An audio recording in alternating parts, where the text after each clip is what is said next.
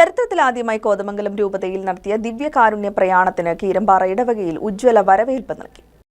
ചരിത്രത്തിലാദ്യമായി കോതമംഗലം രൂപതയിൽ നടത്തിയ ദിവ്യകാരുണ്യ പ്രയാണത്തിന് കീരമ്പാറ ഇടവകയിൽ ഉജ്ജ്വല വരവേൽപ്പ് നൽകി.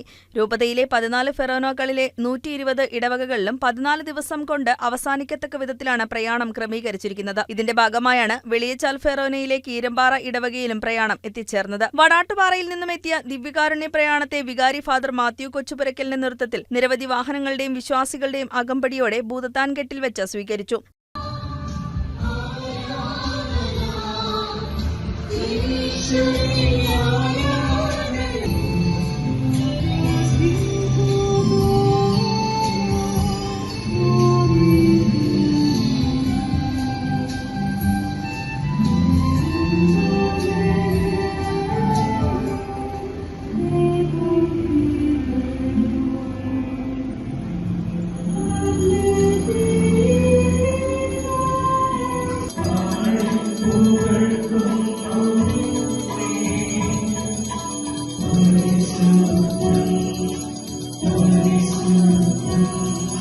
തുടർന്ന് പള്ളിയിൽ വെച്ച് ദിവ്യകാരുണ്യ ആരാധന നടത്തി. ആരാധനയ്ക്ക് വികാരി ഫാദർ മാത്യു കൊച്ചുപുരയ്ക്കൽ, പൂയംകുട്ടി പള്ളി വികാരി ഫാദർ ജോസ് ചിരപ്പറമ്പിൽ, ഉരുളൻതണ്ണി പള്ളി വികാരി ഫാദർ അലക്സ് താണിക്കുന്നിൽ എന്നിവർ നേതൃത്വം നൽകി. ആരാധനയ്ക്ക് ശേഷം പ്രയാണം വെളിയച്ചാൽ ഫെറോന പള്ളിയിലേക്ക് തിരിച്ചു.